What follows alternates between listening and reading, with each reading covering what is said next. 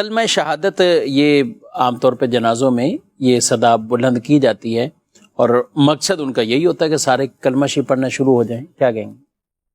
اصل یہ حکم تھا پہلے کہ جب جنازہ جا رہا ہوتا تھا تو لوگ پہلے خاموش رہتے تھے اور غور و فکر کرتے تھے اپنی آخرت کے حوالے سے، اپنی موت کے حوالے سے. اس لیے پہلے بہتر یہ تھا کہ بندہ خاموش رہتا. لیکن پھر فقہاء کرام نے لوگوں کی اس کے اندر سستی دیکھی کہ اب لوگ کیا کرنے لگے کہ آپس میں گفتگو کرنے لگے. امام غزالی نے لکھا کہ پہلے تو یہ پہچاننا مشکل ہوتا تھا کہ میت کا وارث ہے کون. سب اس قدر غم کے اندر ہوتے تھے، غور و فکر کر رہے ہوتے تھے، اپنی آخرت کو یاد کر رہے ہوتے تھے. لیکن بعد میں لوگوں نے گفتگو کرنا شروع کی تو اجازت دی گئی کہ اللہ پاک کا ذکر کرنا شروع کریں، ذکر خفی کریں، آہستہ کریں.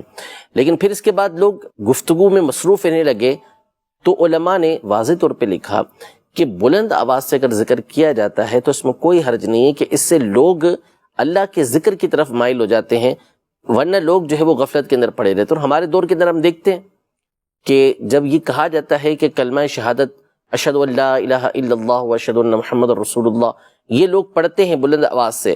جب یہ کلمہ شہادت کہا جاتا ہے تو کلمہ پڑھا جاتا ہے، ورنہ عام طور پہ لوگ موبائلوں میں لگے ہوئے ہوتے ہیں، گفتگو کر رہے ہوتے ہیں، آپس میں بات چیت کر رہے ہوتے ہیں. لیکن جیسے ہی کلمہ شہادت کا نعرہ بلند ہوتا ہے تو سب مل کے کلمہ شہادت پڑھنا شروع کر دیتے ہیں. تو اچھی بات ہے نا کہ دنیاوی گفتگو سے، برائی سے ہٹ کے اللہ پاک کا ذکر ہی کیا جا رہا ہے. کیا بات ہے کہ اس سے روکا جائے گا؟